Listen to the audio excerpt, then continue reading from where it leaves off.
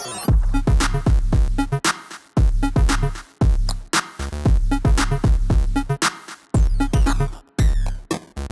រាបសួរអ្នកទាំងអស់គ្នាស្វាគមន៍មកកាន់នឹង podcast ថ្មីរបស់យើងគឺ90នាទី podcast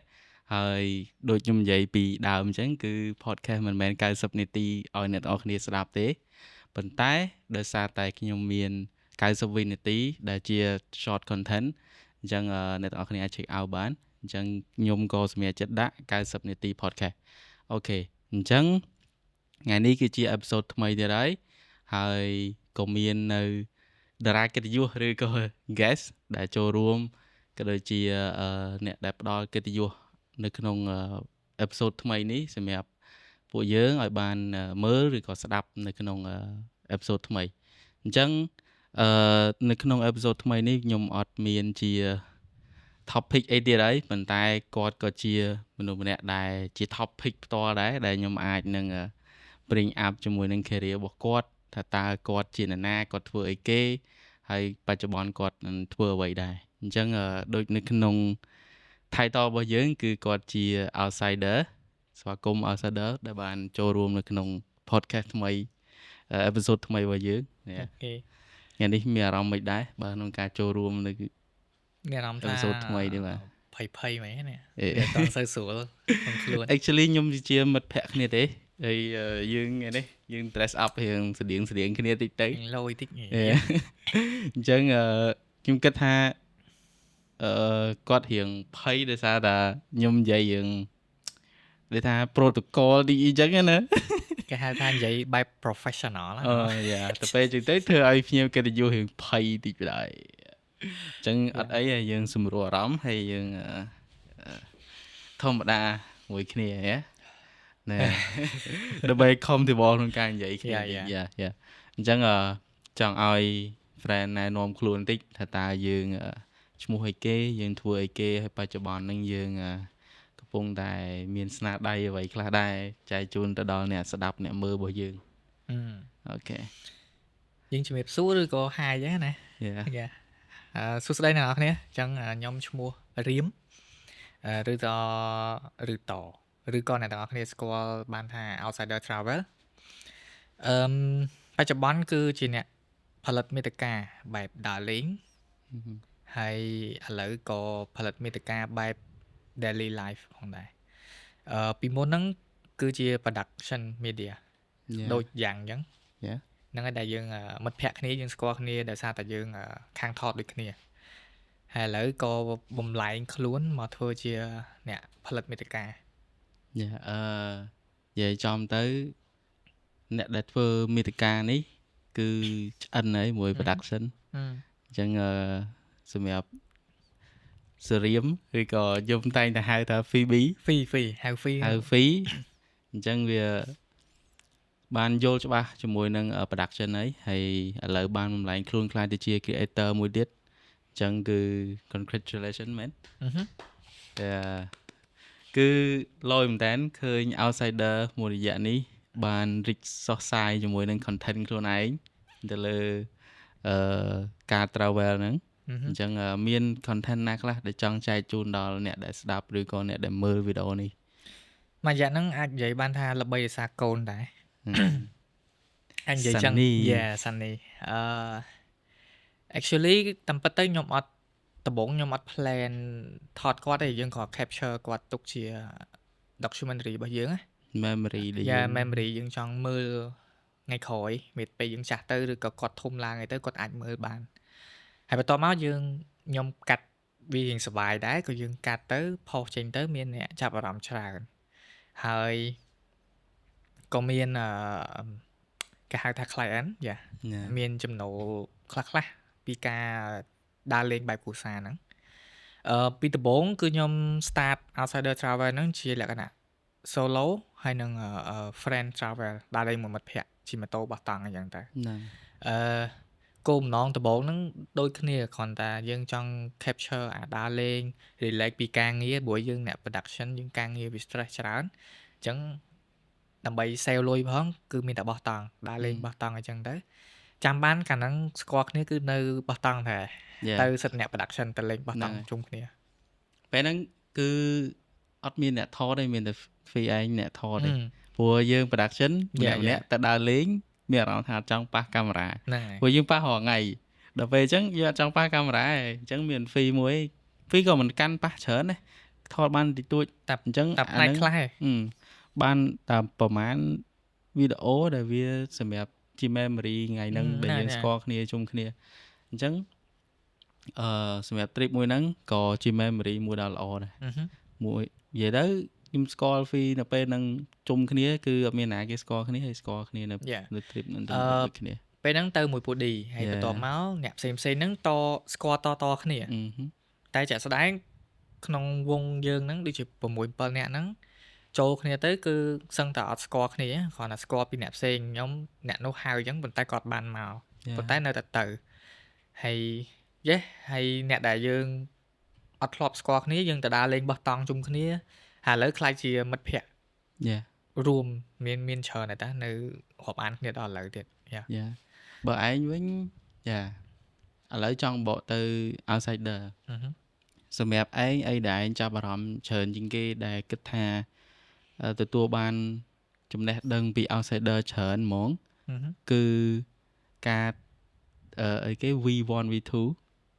អាហ្នឹងគឺ road trip Ryan share road trip Ryan share ដែល outsider ធ្វើហ្នឹងអាហ្នឹងឯងគិតថាជារឿងមួយដែលឯងហ៊ានបានពីអាហ្នឹងច្រើនហើយ outsider បាន share បទពិសោធន៍ខ្លួនឯងជាមួយនឹងroad trip នឹងបានច្រើនអញ្ចឹងចង់ឲ្យជួយនិយាយតាក់ទងនឹងRyan share នឹងបន្ថែមបានទេអូខេអញ្ចឹងយើងបកមកវិញថាខ្ញុំនិយាយបកពីដើមណាមូលហេតុអីបានខ្ញុំនឹកឃើញរឿង road trip Ryan share ហ្នឹងហើយព្រោះខ្ញុំ reflection ខ្លួនឯងពីដើមនៅពេលយើងដើរលេងចង់ជិះម៉ូតូទៅដើរលេងណាមួយយើងត្រូវតែរកមិត្តភក្តិយើងហើយបើសិនជាមិត្តភក្តិយើងចំណង់ចំណូលចិត្តអត់ដូចគ្នាទៀតគឺវាពិបាកនឹងណាត់គ្នាអញ្ចឹងណាហើយពេលវេលាវាខុសគ្នាអញ្ចឹងណាអញ្ចឹងទៅក៏ come up with idea នៅពេលដែលយើងជួបគ្នាដំបូង idea ហ្នឹងគឺវា part of our road trip ហ្នឹងដែរចុះបើសិនជាយើងដើរលេងជាមួយអ្នកដែលអត់ស្គាល់គ្នាហើយយើងអាចក្លាយជាមិត្តភក្តិមួយថ្មីទៀតដែលយើងចែករំលែកពីបទពិសោធន៍យើង along the way មួយគ្នាហ្នឹងដែលយើងអត់គិតពីអារឿងចាស់ៗហើយព្រោះយើងអ្នកអត់ស្គាល់គ្នាយើងអត់មានរឿងចាស់ៗហើយត្រូវរំលឹកទេត្រូវហ្នឹងគឺអញ្ចឹងគឺយើងគិតពីបច្ចុប្បន្នហ្មងអញ្ចឹងការដើរលេងវាអាចនឹងសប្បាយជាងយើងដើរលេងមួយមិត្តភក្តិជិតស្និទ្ធទៀតព្រោះយើងអត់មានរឿងអីណាទាស់ចិត្តអីគ្នាបើសិនជាអ្នកនរគ្នាដើរលេងឲ្យបើកចិត្តឲ្យតែលាអញ្ចឹងណាអូអាហ្នឹងជា idea ដំបូងដែល Fee នឹកឃើញរឿងអាហ្នឹងយើង idea ដំបូងបន្ទាប់មកក៏គិតមកតង់ទៀតថាចុះបើយើងដើរលេងហើយយើងមានការចែករំលែកតាក់ទងជាមួយ career យើង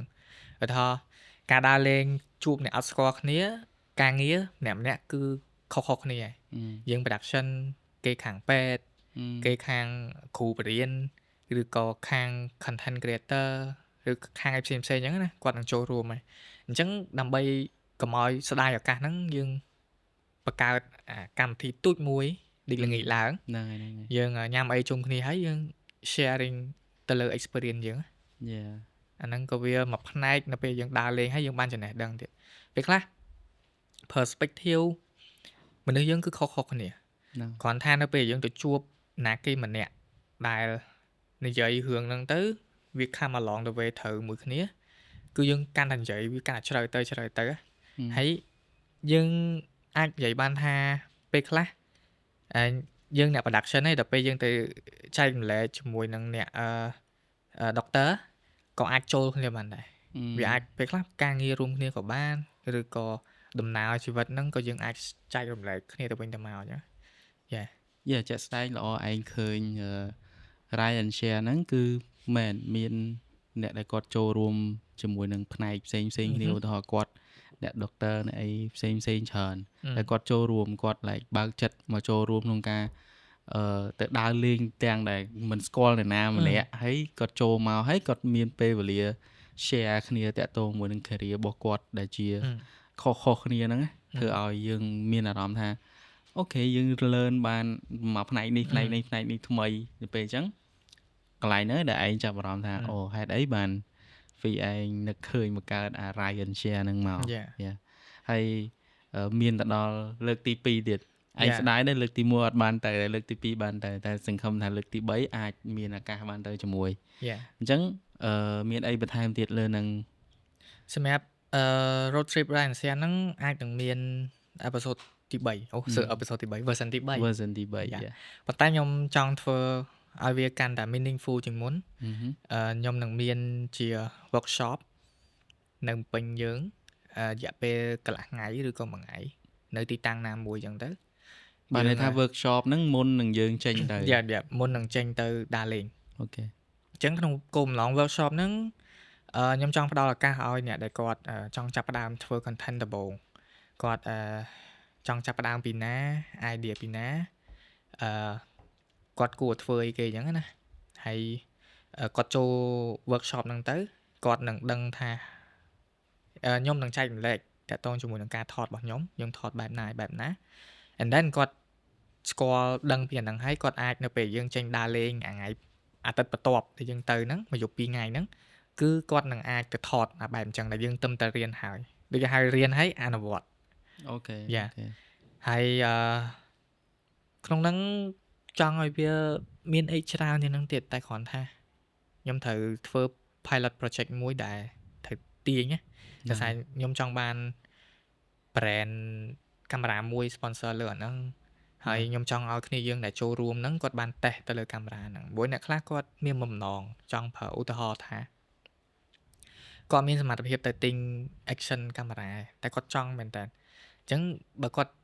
ចូលរួម trip មួយយើងហើយគាត់អាចបង្កើតអាវីដេអូរបស់គាត់ជាមួយនឹងអាកាមេរ៉ាហ្នឹងប៉ុន្តែកាមេរ៉ាហ្នឹងគឺយើងអាចសុំ sponsor ពីគេមកយើងអាចថាគាត់ប្រើប្រាស់អីចឹងទៅហើយគាត់យកវីដេអូហ្នឹងទៅកាត់ឬក៏អីបន្តទៀតផុសអីចឹងទៅអាហ្នឹងកាច់ fulfill ចិត្តរបស់គាត់ណាយើង open ឲ្យគាត់បានប្រើប្រាស់នៅអីដែលគាត់ចង់ experience ជាមួយវាយើងនិយាយងាយស្រួលគាត់អាចតេស្តបានវាឯងគិតទៅវាល្អច្រើនដោយសារដូចឯងខ្លួនឯងយ៉ាងពេលដែលអេវ៉ាន់របស់អីថ្មីដែលវាចេញមកហើយយើងអត់មានឱកាសក្នុងការ experience វាតេស្តវាយើងមានអារម្មណ៍ថាមិនយើងអត់ដូចគេយើងចង់បានការតេស្តអីឲ្យដឹងសិនមុននឹងយើងមានលុយទៅទិញវាអញ្ចឹងអាហ្នឹងវាជាកន្លែងមួយដែលយើងគួរតែអាច share គ្នាបានល្អដូចជាឥឡូវឯងក៏ដូចគ្នាដែរបើសិនជាឯងមានអាវ៉ាន់អីអញ្ចឹងព្យាយាមថាបើសិនជាណាគេចង់តេស្តអីអញ្ចឹងយើងជួបគ្នានិយាយគ្នាទៅតេស្តលេងអញ្ចឹងដើម្បីឲ្យយល់ដឹងពីគុណភាពអីអញ្ចឹងអាហ្នឹងគឺជាកន្លែងមួយដែលល្អដែរឲ្យពួកគាត់កុំឲ្យគាត់អ្នកខ្លះគាត់អត់មានលុយទៅទិញអស់ហ្នឹងប្រើទេប៉ុន្តែគាត់ព្យាយាម save លុយហើយតែទិញមកវាខុស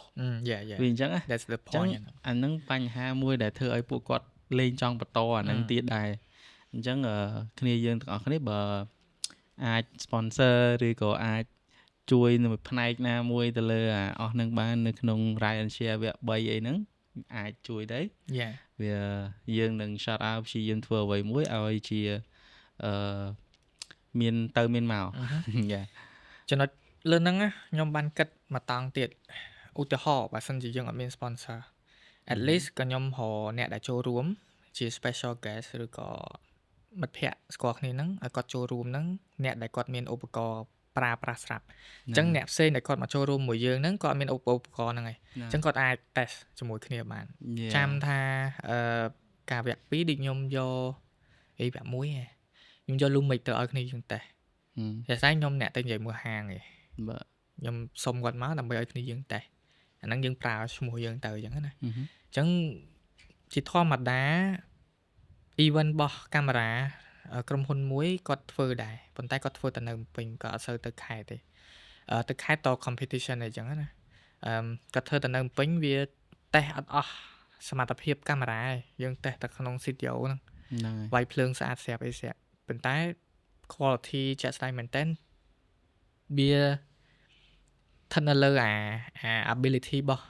កាមេរ៉ាមួយហ្នឹងគឺគាត់ប្រើទៅត្រូវគាត់អត់ហ្នឹងហើយត្រូវអា lifestyle គាត់អត់គាត់ប្រើទៅវាតម្រូវការខ្លាំងអត់ចឹងណា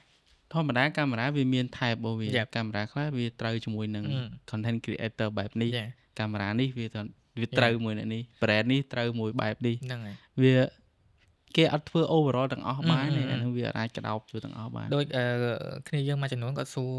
គាត់តែងតែសួរ បងកាមេរ៉ា Action 5 Pro ហើយនឹង Insta អីគេ S Pro ហ៎យ៉ា S Pro S Pro អាដូច Action ដែរបើកប្រទេសបានហ្នឹងហើយបើកអេក្រង់ flip អេក្រង់ S Pro ហ្នឹងគាត់ថាមួយណាល្អជាងពីរហ្នឹងល្អដូចគ្នាគុណភាពប៉ុន្តែសួរថាប្រើប្រាស់ត្រូវជាមួយស្ថានភាពណាគឺខុសគ្នា Action 5 Pro វាសម្រាប់អ្នក adventure ចំហ្មងអ្នកគេហៅធ្វើការធ្ងន់ដើរលេងឆ្ងាយឡើងភ្នំចុះទឹកអីចឹងទៅប៉ុន្តែសម្រាប់S Pro ហ្នឹង Insta 360 S Pro ហ្នឹងវាសម្រាប់អ្នកដែលគាត់ចូលចិត្តធ្វើ content បែប lifestyle ព្រោះវាមាន flip screen អញ្ចឹងខ្ញុំអត់ recommend អ្នកនរគ្នាយកទៅព្រៃភ្នំជិះម៉ូតូអីដីហុយអីខ្លាំងទេព្រោះដឹងស្រាប់ហើយតាមានក្លុកក្លាក់ច្រើនខ្សែចេញមកក្រៅច្រើនគឺវាឆាប់ខូចហ្នឹងហើយ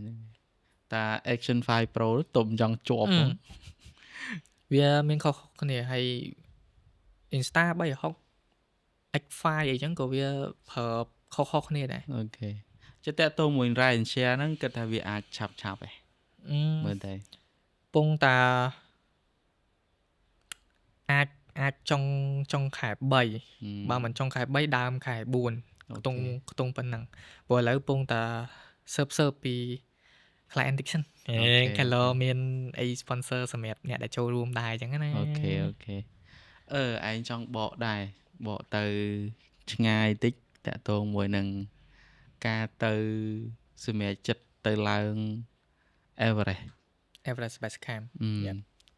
ហេតុអីមិនសម្រាប់ចិត្តអញ្ចឹងឯងចង់ដឹងពីដំណើរដើមតងថាមានគំនិតហ្នឹងហ្មងព្រោះវាមិនច្រើនទេដែលអ្នកចង់ទៅផ្នែកអញ្ចឹងនៅក្នុងស្រុកយើងហើយបានធ្វើវីដេអូស្អាតល្អអញ្ចឹងឲ្យគ្នាយើងមើលអញ្ចឹងវាអត់សូវមានទេអញ្ចឹងចង់ឲ្យចែកម្លែកហ្នឹងបានច្រើនតិចគោលបំណងដំបូងហ្នឹងបើយើងនិយាយស្មោះត្រង់វាចង់លុយដែរទៅដល់លើហ្នឹងប៉ុន្តែគ្រាន់ថាបកមកវិញការសម្រេចចិត្តទៅEverest Base Camp ហ្នឹងគឺ what I want ខ្ញុំចង់ធ្វើជាខ្លួនឯង better ជាងមុនណាមានថាយើងចូលចិត្តឡើងភ្នំនៅស្រុកយើងអញ្ចឹងដល់ពេលខ្ញុំទៅស្រុកគេហ្នឹងក៏ខ្ញុំចង់ឡើងភ្នំដូចគ្នាខ្ញុំចង់មួយរយៈមុនឆ្នាំ2025ហ្នឹងគឺ focus តែឡើងភ្នំអញ្ចឹង everything គូក្បាលខ្ញុំគិតតែពីឡើងភ្នំឯងអញ្ចឹងធ្វើម៉េចខ្ញុំធ្វើឲ្យវាល្អជាងនៅយើងអញ្ចឹងណាអញ្ចឹងទៅនោះវាខ្ពស់ដែរហើយចាក់ស្ដែងទៅ Everest Base Camp ហ្នឹងមានខ្មែរយើងទៅដល់ច្រើនហ្នឹងហើយគ្រាន់ថាគាត់ទៅជាគេហៅគេមិនអ្នក content អ្នកថតវីដេអូអីផ្សព្វផ្សាយទេហ្នឹងហើយគាត់អ្នកចូលចិត្តផ្នែកហ្នឹងហ្មងហ្នឹងហើយមានអ្នកទៅដល់ច្រើនហើយគាត់ទៅម្នាក់ពីរនាក់អីចឹងណាគាត់គ្រាន់ថាគាត់ទៅថតតែទុកសម្រាប់ខ្លួនឯងទេប៉ុន្តែអ្វីខ្ញុំចង់ទៅហ្នឹងគឺខ្ញុំចង់ថតដើម្បីបង្ហាញថាខ្មែរយើងក៏អាចទៅដល់នឹងដែរព្រោះកន្លែងហ្នឹងវាមិនថាពិបាកខ្លាំងទេប៉ុន្តែមុនទៅក៏គិតដែរព្រោះវាអាចប៉ះពាល់ដល់ជីវិតដែរតែហ្នឹងព្រោះវារយៈកម្ពស់ខ្ពស់ហើយការធ្វើដំណើរដើរថ្មើរជើងហ្នឹងគឺវាយូរដែរអញ្ចឹងវាទាមទារឲ្យរាងកាយយើងហ្នឹងមាំមួនជាងមុន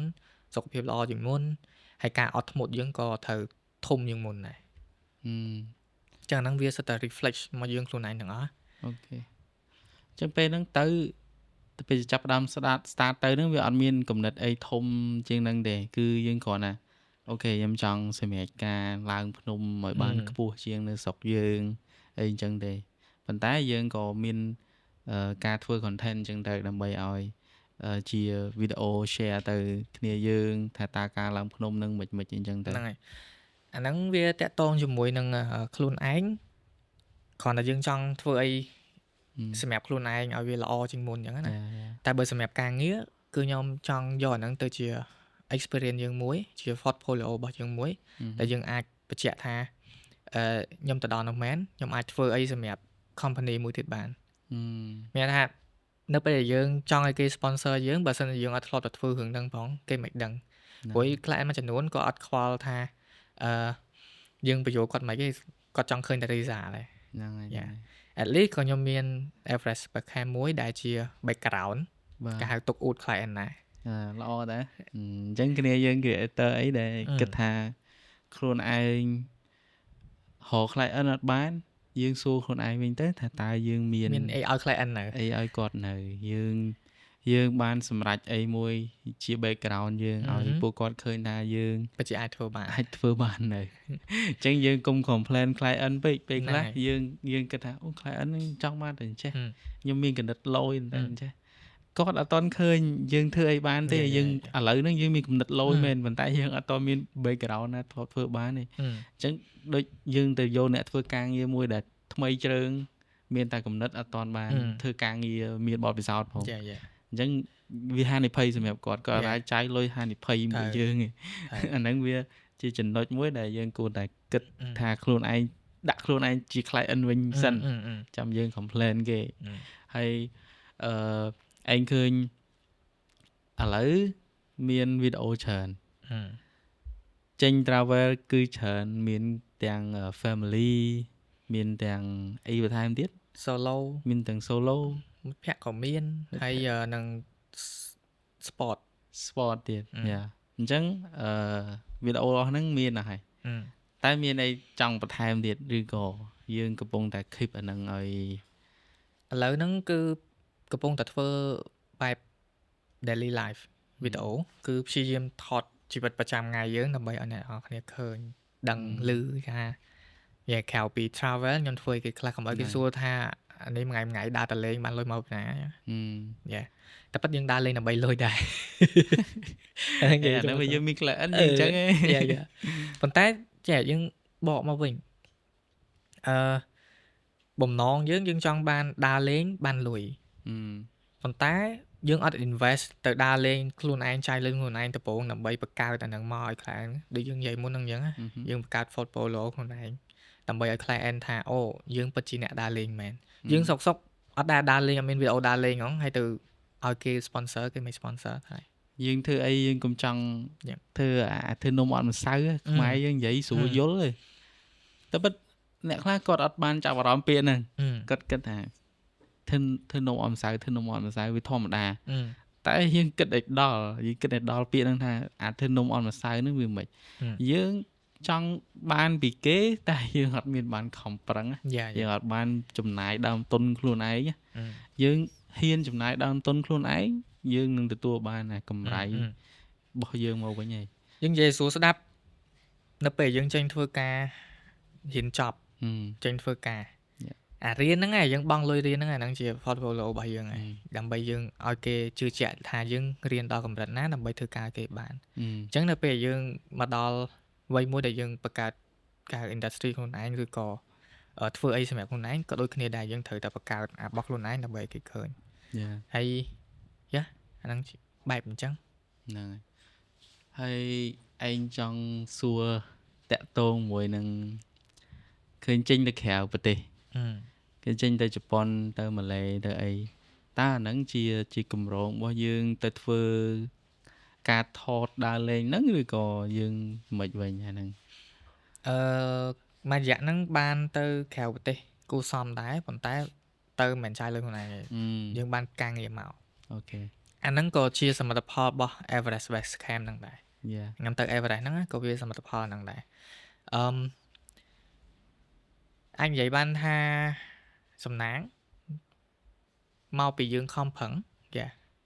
សំណាងវាមាននៅពេលដែលយើងខំប្រឹងបើយើងមានសំណាងបើយើងអត់ខំប្រឹងយើងអត់មានសំណាងទេមិនសុកវាមានសំណាងអីចឹងជប៉ុនហ្នឹង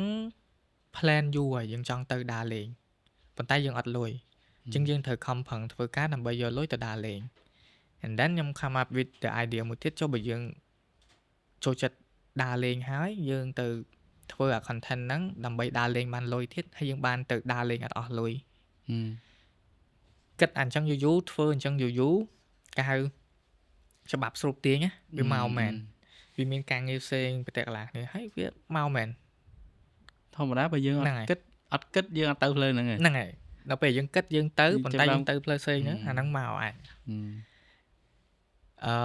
ជប៉ុនហ្នឹង plan ទៅហ្នឹង2027 28 ហ្នឹងហើយឋានសំលុយទៅអញ្ចឹងណាប៉ុន្តែ2025ហ្នឹងបានទៅហើយទៅជាលក្ខណៈការងារទេបើឲ្យយើងថាដើរលេងសុទ្ធក៏វាអត់ទៅ 100% ដែរជាមួយនឹងការដើរលេងព្រោះយើងទៅការងារទេតែ at least ក៏យើងបានទៅដែរហ្នឹងដូចឯងដែរនឹងទៅពេលនិយាយទៅវាសិតតែជាការងារដែរទេដែលឯងចេញទៅក្រៅប្រទេសហ្នឹងប៉ុន្តែយើងក៏មិននឹកស្មានថាវាមកលឿនតាមអីដែលយើងចង់យល់ទេយ៉ាដូច first flight របស់ឯងទៅក្រៅប្រទេសហ្មងគឺឯងទៅដល់កូរ៉េហ្មងហើយអត់ expected ថា first flight យើងទៅដល់កូរ៉េហើយយើងអត់ដែរបានហោះអីសូម្បីមួយជើងតែពេលទៅដល់យើងទៅដល់កូរ៉េហ្មងអញ្ចឹងអាការងាររបស់យើងហ្នឹងឯងដែលវាជាចំណុចមួយដែលយើងគួរតែគិតដែរថាអូយើងមាន plan មានអីចង់ធ្វើអាហ្នឹងអស់ទៅគឺវារត់មកយើងដែរដូចនិយាយមុននេះទៅដូចច្បាប់ស្រូបទាញអញ្ចឹងប៉ុន្តែដោយសារតែយើងគិតហើយយើងមានចំណុចមួយចំនួនដែលយើងអាចបូករួមចូលជាមួយនឹងការគិតយើងទៅវានឹង happen យ៉ានិយាយរឿងសុកក្រៅវាបើតាមតែ VA ពេលដែលទៅសុកក្រៅជាមួយនឹងសុកយើងបាញ់និយាយថា compare យើងគិតថារឿងសុបាយ freedom ក្នុងការធ្វើអីសុកយើងវាស្រួលច្រើនជាងស្រួលជាងឆ្ងាយវាធ្វើឲ្យយើង freedom ក្នុងការគិតការដើរការនិយាយការធ្វើអីស្រួលឆ្ងាយហ្មងអ្នកដែលគាត់ធ្លាប់ទៅក្រៅគឺគិត compare រហូតថាស្រុកគេស្រួលជាងស្រុកគេលយជាងសុបាយជាង actually គេបាន lifestyle របស់គេនៅរស់នៅគេជឿនលឿនតែយើងនៅក្រោយគេមែនប៉ុន្តែយើងស្រួលវាអាចនិយាយថាមកពីស្រុកមានថាយើង understand language understand ភាសាយើងផងអាហ្នឹងក៏វាស្រួលសម្រាប់យើងទៅដល់គេយើងអត់ស្ដាប់ភាសាគេអត់បានអញ្ចឹងអាហ្នឹងក៏វាថាបានយ៉ាក៏ថាបានដែរប៉ុន្តែបើ reflect មកវិញថាសម្រាប់នៅយើងហើយនឹងនៅគេខ្ញុំ refer នៅយើងជាងទី1កាសធាតុវាអំណោយផលផងនៅយើងហើយទី2ហ្នឹងគឺមនុស្សជុំវិញគឺ friendly ជាងបបផ្សារមួយដែលតួបានពេលទៅជប៉ុនណាមានអារម្មណ៍ថា first day សប្បាយមែនតែថ្ងៃបន្ទាប់មក stress ហ្មងមានអារម្មណ៍ថាប្រជាជននៅហ្នឹងអត់និយាយរកយើងហ្មងគេយើងយកវាតែវាបដ ாய் ដាក់បដ ாய் ឬថាគេតែគេកាត់ខ្វល់អីហ្មងនៅយើងទោះអត់ស្គាល់គ្នាយ៉ាងហោចក៏បានញញឹមដាក់គ្នានៅនោះអត់ហើយតែថាហេសុយញញឹមដាក់ហ្នឹងហេសុយថាយើងរកធ្វើអីគេទៀតនៅនោះអាចដែរឯងឃើញនៅក្នុងភាគច្រើនដូចជីវិតគេរវល់គេរវល់ក្នុងជីវិតគេអត់មានពេលទៅ take care ពីជីវិតណាគេទាំងអស់តែយើងទៅហ្នឹងក៏រវល់តាមគេដែរយើងអាចនិយាយថាស្រុកយើងទនេមែនប៉ុន្តែគាត់ទនេរបស់គាត់វា friendly យល់អត់វាតែអញ្ចឹងរវល់មែននៅស្រុកវាពេលទៅដល់យើងអ្នកក្រៅនេះក៏រវល់តាមដែរជាពិសេសអាជីពរថភ្លើងហ្នឹងហ្មងលឿនហ្មងប៉ុបអត់អាចអង្គុយទនេបានទេត្រូវតែ check មើលហ្នឹងហើយឯងទៅនោះមានអារម្មណ៍ថាមួយអាទិត្យចង់ដូចកន្លះខែណាវាចង់ថាយើងចំណាយពេលធ្វើនេះធ្វើនោះច្រើនហ្មងទៅពេលចឹងទៅវាទៅជាអូខេយើង productive ក្នុងការធ្វើនេះធ្វើនោះប៉ុន្តែយើងសម័យថាបើយើងធ្វើអញ្ចឹង like ពេកទៅអា mental របស់យើងវាធ្លាក់តាមហ្នឹងឯងអាហ្នឹងវាធ្លាក់តាមហ្នឹងអញ្ចឹងហងៃនេះនៅក្នុងស្រុកយើងវាល្អហើយវាល្អច្រើនជាងគេឆ្ងាយអ្នកទាំងអស់គ្នាបើសិនជាបានស្ដាប់បានមើលវីដេអូនេះគួរតែគិតរំលឹកខ្លួនឯងឡើងវិញថាយើងហងៃយើងនៅចំណុចកន្លែងណាធ្វើអីគេយើងហត់ខ្លាំងប៉ុណ្ណាយើងយកអា negative របស់គេយកមកគិតដែរកុំឲ្យគិតតែអា positive របស់គេយកមកដាក់ negative ខ្លួនឯងปุ๊បឆាំងគ្នាធ្វើបាបខ្លួនឯងដែរធ្វើបាបផ្លូវចិត្តខ្លួនឯងធ្វើបាបផ្លូវចិត្តខ្លួនឯងយ៉ាហើយ Fee មានអី share បន្ថែមទៀតអត់តាក់ទងមួយនឹងការធ្វើ content យើងជា production យើងជា production ពីមុនមកយើងធ្លាប់ធ្វើថតនេះថតនោះអីយល់ដឹងពីផ្នែកហ្នឹងហើយនៅពេលដែលយើង transform ខ្លួនឯងមកជា content creator វិញតើយើងមានអីជួយចែករំលែកទៅអ្នកដែលគាត់ចង់បានអញ្ចឹងដូចគ្នាចង់ transform ខ្លួនឯងពី production មកអញ្ចឹងដូចគ្នាអញ្ចឹងចែករំលែកជប់ពួកចែកពីអីវាច្រើនពេក ឥឡូវតែមួយពីរដែលវាកោមកដំបូងយើងនៅ production យើងជួបរឿងនោះអញ្ចឹងដល់ពេលយើងដូរមក content យើងគិតថាដោយសារយើងចេះថតហើយយើងអាចនឹងងាយស្រួលប៉ុន្តែអត់ស្រួលទេវាជួបរឿងច្រើនមែនតើជាពិសេសតាក់ទងជាមួយនឹងអា mental អាផ្លូវចិត្តហ្នឹងហ្មងព្រោះអ្នកធ្វើ content វាទាមទារលើ view ដើម្បីឲ្យគេឃើញឲ្យគេស្គាល់ហើយឲ្យមាន client ព្រោះ client មួយចំនួនគាត់ពឹងផ្អែកលើ view ហើយមួយចំនួនទៀតអត់ទេគាត់ពឹងលើ branding ពឹងលើគេហៅថាទោះយើង view តិចប៉ុន្តែយើងមាន value ក្នុងហ្នឹងណាវាទាំងអស់ហ្នឹងវាត្រូវបូករួមចូលគ្នាការខ្ញុំចូល content ដំបូងចាប់ផ្ដើមធ្វើ content ហ្នឹងខ្ញុំមានបំណងមួយខ្ញុំចង់ថាហេតុអីមិនអ្នកមួយចំនួនមួយរយៈមុនហ្នឹងក៏មានបញ្ហាដែរបញ្ហាអ្នកថត by professional ហើយនិងអ្នកថតទូរស័ព្ទប្រឆាំងគ្នារឿងអីរឿងថាអ្នកថតby professional ទៅគាត់ល្អថាតថតទូរស័ព្ទបានមានគេ sponsor បានមានគេមើលហើយអ្នកថតទូរស័ព្ទហ្នឹងទៅថតអីកាមេរ៉ាអីធំអីច្រើនថតតែទូរស័ព្ទទៅយកលុយទៅណាអស់ហ្នឹង perspective គាត់រៀងខ្លួនដែលយកមកជះលើអាជីវិតប្រចាំថ្ងៃដែលវាអត់ត្រូវអញ្ចឹងហ្នឹងហើយខ្ញុំចូលទៅគឺខ្ញុំមានគំនិតមួយថាចុះបើយើងធ្វើអាបែប professional អាបែប quality វាមិនទៅ professional ខ្លាំងទេ quality ដែលទទួលយកបានដែល international ទទួលយកបានអញ្ចឹងណាហើយមានគេមើលហើយមាន client ចូលចិត្តទៀតហ្នឹងហើយដល់ពេលចូលមានគំនិតអញ្ចឹងដល់ពេលចូលទៅលូកវារៀងអាលាកដែរវារៀងប៉ះផ្លូវចិត្តច្រើនដែរខំប្រឹងធ្វើបែប quality ទៅអត់មានសូវមានអ្នកមើលប៉ុន្តែយើង reflect មកវិញពេលខ្លះខ្ញុំផ្ដោតលើ quality ពេកអត់ផ្ដោតលើ value អត់ផ្ដោតលើ story អីចឹងទៅដល់ពេលទៅក៏កាត់បន្ថយ quality មក focus លើ story ហើយបន្ទាប់មក story ច្រើន stir quality focus ឲ្យចុះឡើងអញ្ចឹងណាក៏ find ខ្លួនឯងមកតង់តាក់ទងជាមួយនឹងចេះតែថតយកពាក្យចេះតែថតណាចេះតែថតមានថាតាមពិតទៅនៅពេលធ្វើ content វាអត់ចាំបាច់ទៅ prepare អី 100% អ្វីដែលអ្នកពិតប្រាកដអ្នកមើលគាត់ចង់បានពិតប្រាកដគឺអាជីវិតប្រចាំថ្ងៃយើងហ្នឹងអា real situation របស់យើងហ្នឹងយើងជួបអីគេតែគ្រាន់ថា the way យើងបង្ហាញទៅគាត់យើងបង្ហាញបែបណាអញ្ចឹងទៅកុំព្យាយាម fake គេចូលដល់ហើយហ្នឹងខ្ញុំចង់ចែកម្លែកហើយនៅពេលយើងធ្វើ content យើងកុំព្យាយាម fake ដើម្បីឲ្យគេមើលយើងធ្វើ fake យូរទៅយើងនឹងហត់ខ្លួនឯងយើងអត់មែនជាខ្លួនឯងទៀតយើងត្រូវគិតនៅពេលយើងទៅធ្វើ content មួយជុំឯងត្រូវសំដែងមិនទៅព្រោះយើងមិនមែនតារាសំដែងទេអ្នកធ្វើ content ផ្សេងអ្នកតារាសំដែង artist actress actor គាត់ផ្សេងគាត់មានដុងខាងសំដែងផ្សេង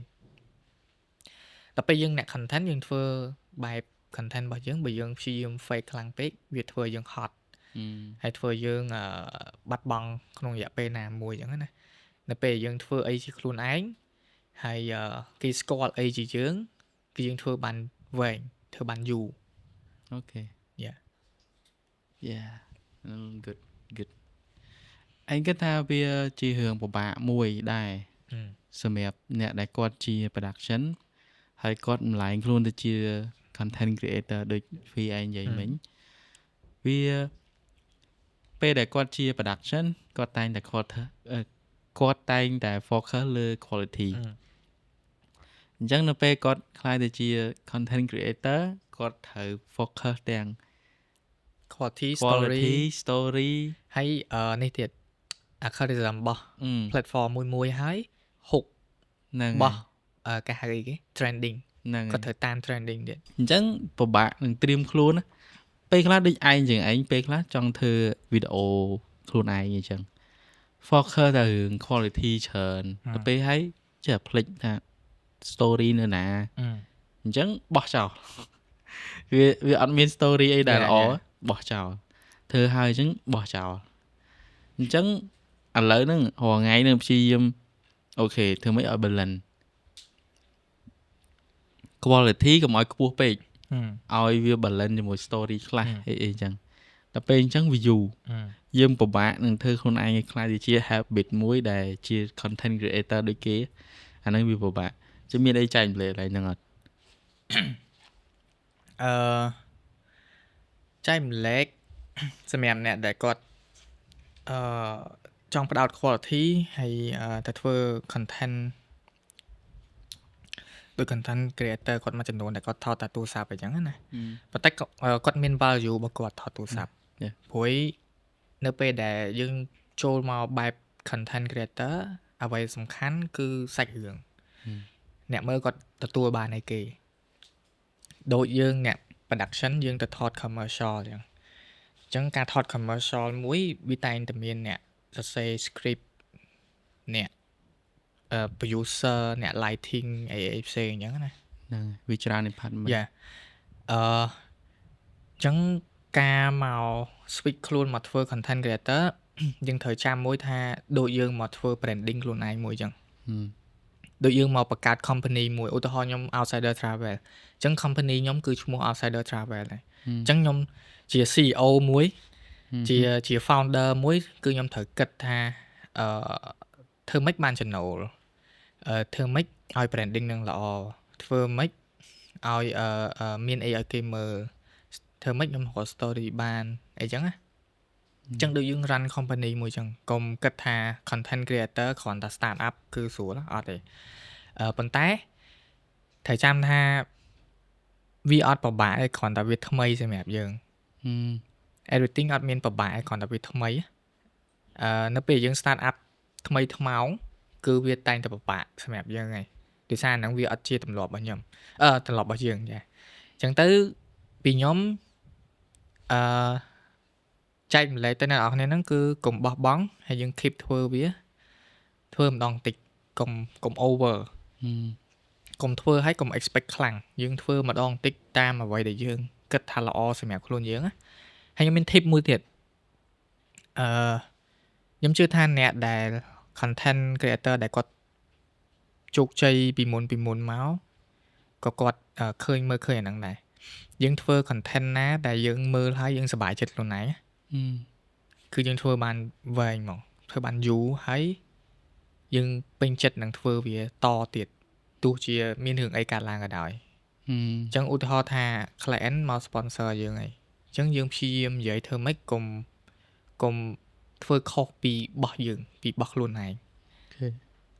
អាហ្នឹងវាដូចឯងធ្វើ vlog ដែរអញ្ចឹងណាវីដេអូដល់ពេលសបាយពេកទៅសើចពេកក្នុងហ្នឹងទៅកាត់គ្មានចេញទេ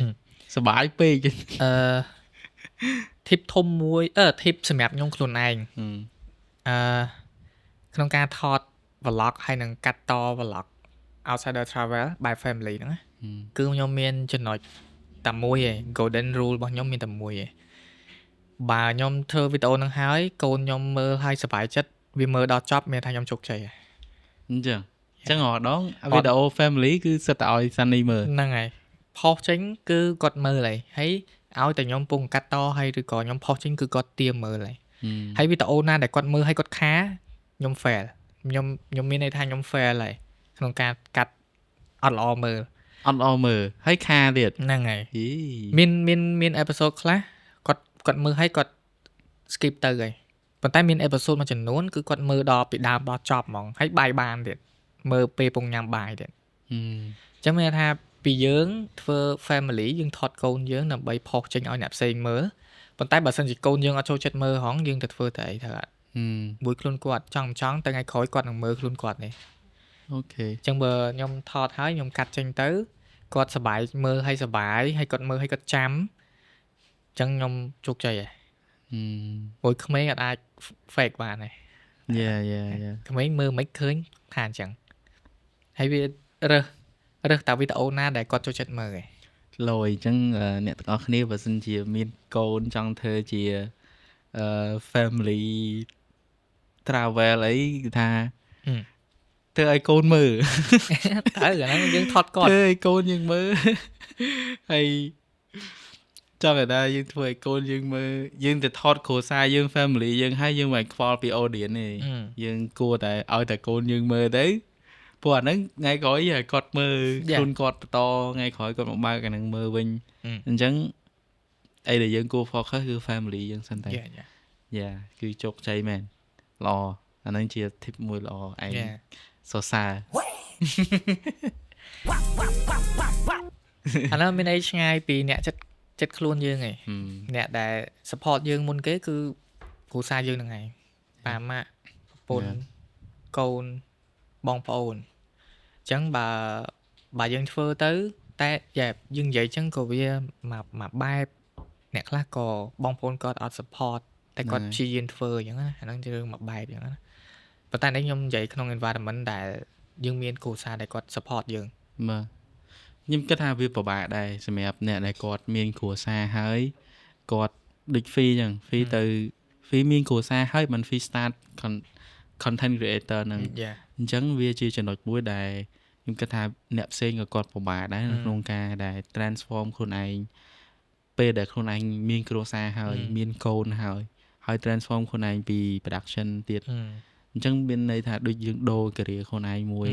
អញ្ចឹងគាត់ថាវាមិនដូរទាំងស្រុងព្រោះដោយសារយើងជា production ដែលយើងយល់ដឹងពី content អស់ហ្នឹងដែរអញ្ចឹងវាជាផ្នែកមួយដែលពិបាកដែរសម្រាប់ពួកគាត់អញ្ចឹងអីដែលពី fee មកវិញតើបើសិនជាពួកគាត់ចង់ដើរផ្លូវដូចយើងដែរតើមានចំណុចណាខ្លះដែលគិតថាគាត់អាចទៅរួចដែលអាចជាពី experience របស់ fee ផ្ទាល់ខ្លួនឯង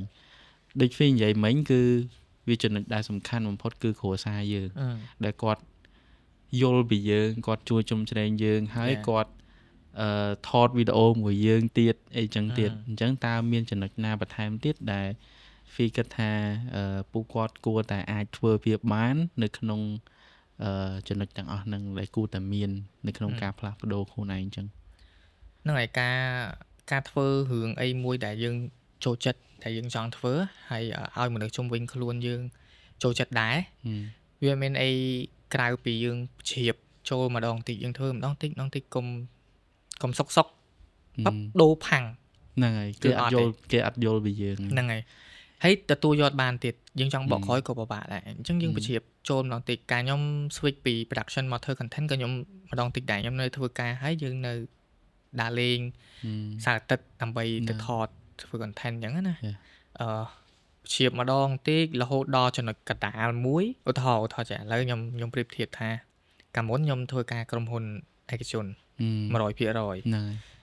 ហើយចំណូលចិត្តខ្ញុំចាប់ផ្ដើមឡើងមកគឺខ្ញុំចង់ធ្វើ content ដើរលេងអញ្ចឹងខ្ញុំមិនអាចផាំងដាក់អានោះ100តម្លាក់ក្រុមហ៊ុនចោលហើយអញ្ចឹងខ្ញុំ start up ពីនោះចំណុច0 1 2 3 4 5រហូតដល់ចំណុច travel របស់ខ្ញុំនោះវាចូលដល់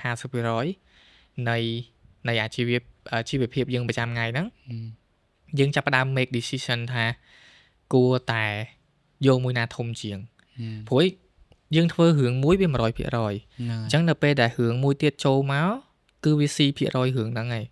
តែថាធ្វើការក្រុមហ៊ុន 100% ធ្វើ content 0អញ្ចឹងធ្វើ content 1% ធ្វើការពេញម៉ោងវា 99 អញ្ចឹងវាកាត់កងស៊ីគ្នាវាដល់ 50 ដល់ចំណុចកណ្ដាលមួយយើងចាប់ដើមសួរខ្លួនឯងថាយើងគួរទៅ content ឬក៏មកប្រចាំថ្ងៃឬក៏នៅ keep 50 ហ្នឹងឯងអញ្ចឹងនៅពេលយើងបែកអាស៊ូនឹងបានយក content មកថែម 1% ចូលវាឡើង 51អញ្ចឹងមានន័យថា content ហ្នឹងគឺវានៅលើអាការងារប្រចាំថ្ងៃយើងឯងយើង keep ម្ដងតិចទៅយូរទៅយើងកាត់បន្ថយអាការងារប្រចាំថ្ងៃយើងមិនឲ្យអ្នកនរគ្នាកាត់បន្ថយការងារប្រចាំថ្ងៃទៅធ្វើ content ហ្នឹងណាយើងត្រូវមើលដែរព្រោះអាហ្នឹងយើងនិយាយទៅអ្នកដែលគាត់ចង់ផ្លាស់ប្ដូរហើយច ចង់ធ្វើអ្វីដែលក្រៅពីការងារដែលយើងធ្វើរាល់ថ្ងៃ អញ្ចឹងនៅពេលដែលយើងចូលដល់ចំណុច50 យើងនឹងដឹងហើយថាមួយណានឹងអាចចិញ្ចឹមយើងបានព្រោះយើងរាល់ថ្ងៃហួរនៅគឺដោយសារតែលុយដែរហ្នឹងហើយបានហួរនៅបានយើងត្រូវការវាប្រចាំថ្ងៃហ្នឹងហើយអញ្ចឹងអ្វីយើងបែងចែកយើងត្រូវថា content ដែលយើងធ្វើរាល់ថ្ងៃហ្នឹងវាអាចសាមមាត្រជាមួយនឹងការងារយើងប្រចាំថ្ងៃអត់បើសិនជាយើងឈប់ពីការងារប្រចាំថ្ងៃយើងទៅធ្វើ content ហ្នឹងវាស្មើភាពគ្នាអត់វាអាចចិញ្ចឹមយើងបានអត់អ្នកខ្លះគាត់ content គាត់ដែរប៉ុន្តែគាត់នៅតែចូលចិត្តការងារពេញម៉ោងរបស់គាត់ព្រោះការងារពេញម៉ោងរបស់គាត់ផ្ដល់អត្ថប្រយោជន៍ច្រើនជាង lifestyle គាត់ស្រួលជាង content គាត់ជាផ្នែកមួយជា habit មួយដែលគាត់ធ្វើដើម្បី relax ពីការងារអាហ្នឹងគាត់បែងចែកដាច់ណាដល់ពេលខ្ញុំដំបូងខ្ញុំគិតអញ្ចឹងដែរតែដល់ពេលយូរទៅវាទៅជាអា content ហ្នឹងវាទៅជាធំជាងការងារប្រចាំថ្ងៃអញ្ចឹងខ្ញុំត្រូវធ្វើម៉េចត្រូវធ្វើអា content ខ្ញុំហ្នឹងឲ្យវាទៅជាការងារប្រចាំថ្ងៃខ្ញុំដែរអូខេអញ្ចឹងយើងចាប់ផ្ដើមថែមភាគរយទៅលើអា content ហ្នឹងឯង1 2 3រហូតដល់ 70% ខ្ញុំចាប់ផ្ដើម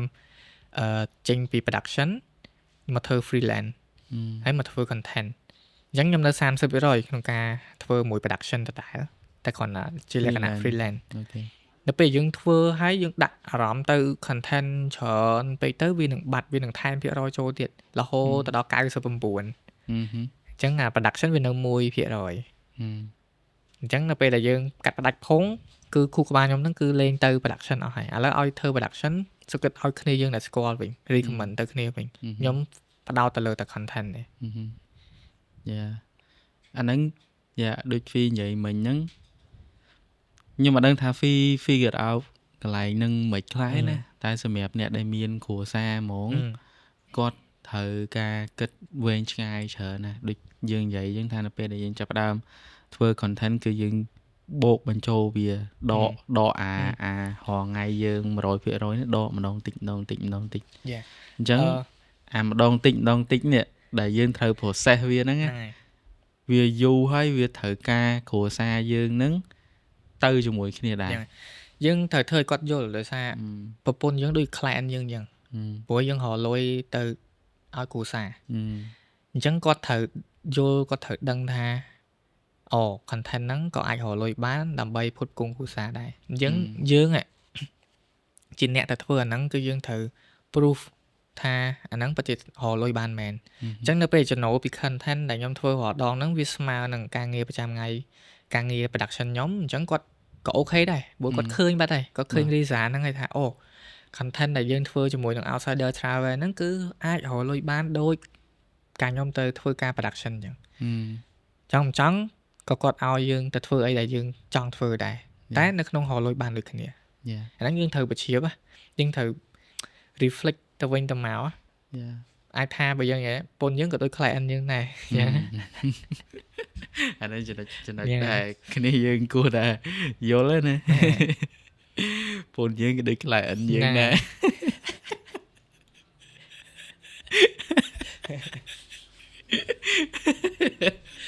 យើងមិនត្រូវបោះទុនណា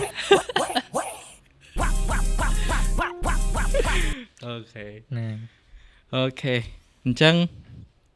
ត្រឡប់មកវិញជាមួយនឹង outsider vlog outsider travel អីហ្នឹងតើដំបូងឯងក៏ឆ្ងល់ច្រើនដែរយូរដែរថាមិនបើនឹកឃើញដាក់ថា outsider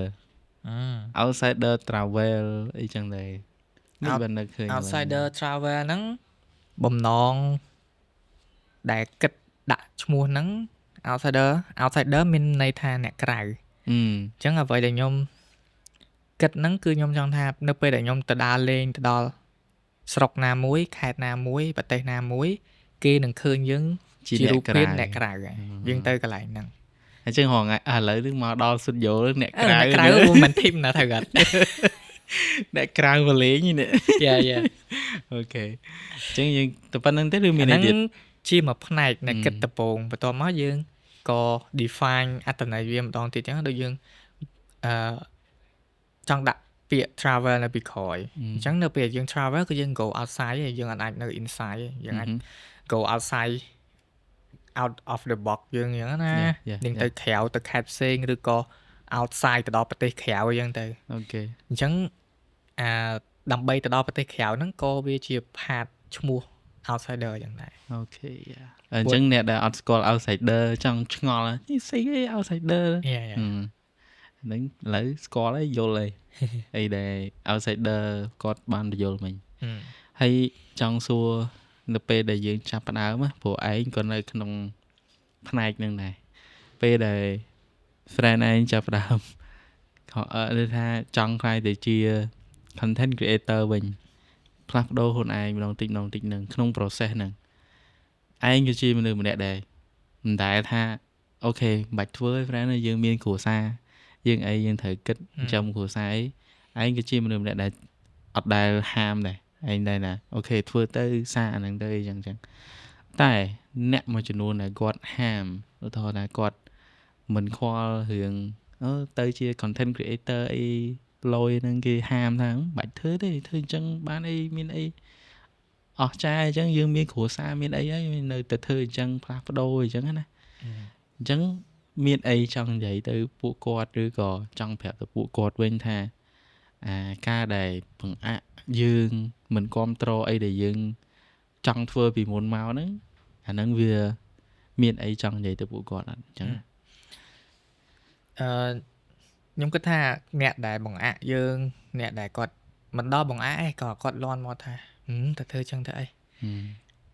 នៅពេលដែលគាត់និយាយចឹងគឺអាចថាគាត់ជាអ្នកដែលអត់ទាន់ទៅដល់កន្លែងហ្នឹងឯងព្រោះខ្ញុំជឿថាអ្នកដែលទៅដល់កន្លែងហ្នឹងហើយឧទាហរណ៍អ្នកខ្ញុំនិយាយទៅប្រាប់ម្នាក់តែម្នាក់មិនជា content creator ម្នាក់ជា content creator អញ្ចឹងខ្ញុំទៅប្រាប់ពីអ្នកគាត់ថាខ្ញុំចង់ខ្លាចជា content creator អញ្ចឹងអ្នកដែលបង្អាក់យើងមុនហ្នឹងគឺអ្នកដែលមិនមែនជា content creator ព្រោះគាត់យល់ថា content creator ហ្នឹងអីគេទេហើយដល់ពេលអ្នកជា content ហ្នឹងគាត់អាចនឹងជាបើកចិត្តហើយនឹងបញ្យល់ថាអូអាហ្នឹងត្រូវ start ពីនេះពេលខ្លះវាពិបាកមែនប៉ុន្តែវាអាចធ្វើបានអញ្ចឹងទៅព្រោះគាត់ឆ្លងកាត់ហើយអញ្ចឹងគាត់ដឹងពី process ហ្នឹងអញ្ចឹងទៅដូចប៉ាម៉ាក់យើងនៅពេលយើងប្រាប់គាត់ថាយើងចង់ធ្វើអីមួយដូចការដំបងចង់ថតចង់ចេះថតចង់ខ្លាចជាអ្នក production តែគាត់អត់ព្រមឯងគាត់អត់យល់ថាហ្នឹងមិនទេគាត់ចង់ឲ្យធ្វើការរត់គាត់ចង់ឲ្យយើងទៅធ្វើការក្រុមហ៊ុនអីចឹងទៅគាត់ដឹងថាយើងចេញថតចេញអីហ្នឹងបានលុយប៉ុណ្ណាទេព្រោះដោយសារគាត់អត់ដឹងគាត់មិនមែននៅក្នុង field ហ្នឹងទៅហ្នឹងតែដល់ពេលយើងទៅដើរជាមួយអ្នកនៅក្នុង field ហ្នឹងកាលហ្នឹងខ្ញុំចាប់ផ្ដើមស្គាល់បងចយshout out ទៅគាត់ដែរជាអ្នកដែលបដោះខ្ញុំតាំងពីដំបូងមកឲ្យស្គាល់រសជាតិរលុយពីការថតshout out បងចយបងចយគាត់ជួយខ្ញុំច្រើនតាក់ទងជាមួយនឹងរកការងារឲ្យហើយបរៀនតាក់ទងមួយ experience អីចឹងណាដល់ពេលយើងទៅជួបអ្នកដែលគាត់ផ្លូវចង់ដើរផ្លូវទៅមួយគ្នាហ្នឹងគឺ positive energy ហ្នឹងវាមិនមកហ្មងអញ្ចឹងដល់ពេលយើងទៅប្រាប់អ្នក negative អ្នកដើរផ្លូវផ្សេង negative energy នឹងមកហើយអញ្ចឹងមុនហ្នឹងមិនសួរថានេះនិយាយអីទៅកាន់អ្នកដែល negative ជាមួយយើងអត់មានអីនិយាយច្រើនទេចាំតែមើលទៅលយកប់តែឯងមានឯងចង់និយាយតាក់ទងមួយនឹងពួកគាត់ឧទាហរណ៍ថាយើងចង់ផ្លាស់ប្ដូរពី production ទៅ content creator អញ្ចឹងនៅក្នុង process ហ្នឹងគាត់អត់គ្រប់គ្រងទេព្រោះគាត់អត់ដឹងពីថាតើយើងគួរធ្វើម៉េចហើយគាត់ក៏ feel ថាការផ្លាស់ប្ដូរវាលំបាកអញ្ចឹងមិនគាត់អត់ចង់ឲ្យយើងទៅធ្វើហើយគាត់មើលឃើញអញ្ចឹងហើយនៅក្នុង perspective របស់គាត់គឺគាត់ឃើញអញ្ចឹងប៉ុន្តែសម្រាប់ឯងដែលចង់និយាយទៅគាត់ហ្នឹងគឺឯងចង់និយាយថាយើងនៅក្នុង perspective មួយដែលឃើញវាទៅអត់រួចមែនប៉ុន្តែយើងអត់គួរណានិយាយជា negative ទេចង់ឲ្យគាត់ចេះលើកទឹកចិត្តទោះគាត់នៅក្នុង career មួយណាដែលមើលឃើញថានឹងអត់កើតក៏ដោយគាត់ចេះលើកទឹកចិត្តឬក៏ចេះនិយាយពី positive ណាមួយដែលអាចថាមិនជំរុញឲ្យគាត់ទៅធ្វើអាហ្នឹងទេប៉ុន្តែក៏អាចនិយាយថាយើងផ្ដល់នៅភាព positive កុំឲ្យ ចេញមក negative ហើយធ្វើមិនកើតទេអើយមិនទេមានកូនមានប្រពន្ធហើយមិនព្រមគិតរឿងបាយទឹកប្រពន្ធកូនច្រកឆ្នាំងរលុយចិញ្ចឹមប្រពន្ធកូនទៅជាចង់ទៅធ្វើ content creator ឯណាណៃកុំនិយាយអញ្ចឹងវាជាកន្លែងមួយដែលឯងចង់និយាយទៅគាត់ហ្នឹងគឺថាកុំនិយាយអញ្ចឹងយើងគួរតែនិយាយទៅអីដែលជា positive energy ឬក៏យើងគាត់ថាបើយើងមិនគាំទ្រគាត់ទេក៏យើងអាចនិយាយឲ្យស្រួលបួលស្ដាប់ថាវាពិបាកក្នុងការផ្លាស់ប្ដូរយើងមានប្រពន្ធមានកូនអញ្ចឹងទៅយើងគួរតែបើសិនជាអានឹងយើងទៅមិនរួចទេយើងគួរតែធ្វើដូចហ្វីមិញនេះយើងរំលែងវាពី50ឡើងទៅពី1ពី3រហូតដល់50យើងផ្លាស់ប្ដូរវាយើងទទួលបានបទពិសោធន៍ពី outsider មិនអីចឹងអាចធ្វើតាមគាត់ឬក៏អីចឹងអានេះវាជាការនិយាយពិភាក្សាឬក៏ផ្ដល់នៅគំនិតឲ្យគាត់នៅក្នុងការផ្លាស់ប្ដូរនឹងដែរកុំឲ្យអាងអីតិចគឺយើងបង្អាក់គាត់អាហ្នឹងឌឺយកប្រងអានេះមានកូនមានប្រពន្ធឯងធ្វើបដូរអាជីពទៀតអីចឹងណាអាហ្នឹងឯងចង់និយាយទៅគឺអ្នកទាំងអស់គ្នាដែលធ្លាប់បានធ្វើរឿងហ្នឹងនិយាយរឿងហ្នឹងទៅកាន់អ្នកដែលគាត់ចង់ផ្លាស់ប្ដូរអីចឹងសូមជួយគិតពិចារណាកន្លែងហ្នឹងដែរកុំនិយាយបែបចឹងព្រោះវាអាចធ្វើឲ្យអារម្មណ៍អ្នកដែលគាត់ចង់ផ្លាស់ប្ដូរទៅគាត់អាចផ្លាស់ប្ដូរទៅជាមនុស្សដែលប្រសើរជាងមុនហើយដល់ពេលហើយជួបអ្នកបង្អាក់បណ្ដោយអញ្ចឹងសូមបាញ់ឈប់បាទអរគុណច្រើនឈប់បានឈប់បាទឈប់បានឈប់បាទអរគុណបាទអូខេអញ្ចឹងសម្រាប់ outsider ឥឡូវហ្នឹងតើមាន fan គាំទ្រច្រើនអត់អ្នកដែលចាំមើលវីដេអូយើងអ្នកដែលគាត់ពេញចិត្តនៅ style ឲ្យបង្កើតវីដេអូ family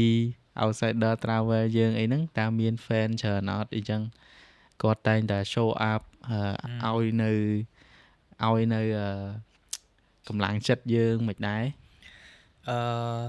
សម្រាប់ outsider travel បើ fan ច្រើនណាអូនមាន fan ច្រើនជាងសានីមាន fan ច្រើនមកវឹកហ្នឹងគេគ្រប់គ្រង family ច្រើនអាចនិយាយបានថាមកពីមានតែយើងធ្វើអា content travel ផែន family travel family travel ហ្នឹងឬក៏មកពី vibe របស់យើងហ្នឹងអូនបកកែលេងជាមួយកាមេរ៉ាអញ្ចឹងទៅគាត់មានដងស្រាប់អញ្ចឹងទៅអាហ្នឹងវាជាសិតតែ head poll ដែលធ្វើឲ្យអ្នកគ្រប់គ្រងមានអញ្ចឹងណាប៉ុន្តែមានគួសមឥឡូវចាប់ផ្ដើមមានគេស្គាល់ជាឯងហើយនឹងជា family ហ្នឹងហើយមានពីរ category ផ្សេងគ្នាហ្មងហ្នឹងហើយតែអ្នកគ្រប់គ្រង family ច្រើនជាងអ្នកច្រើនជាង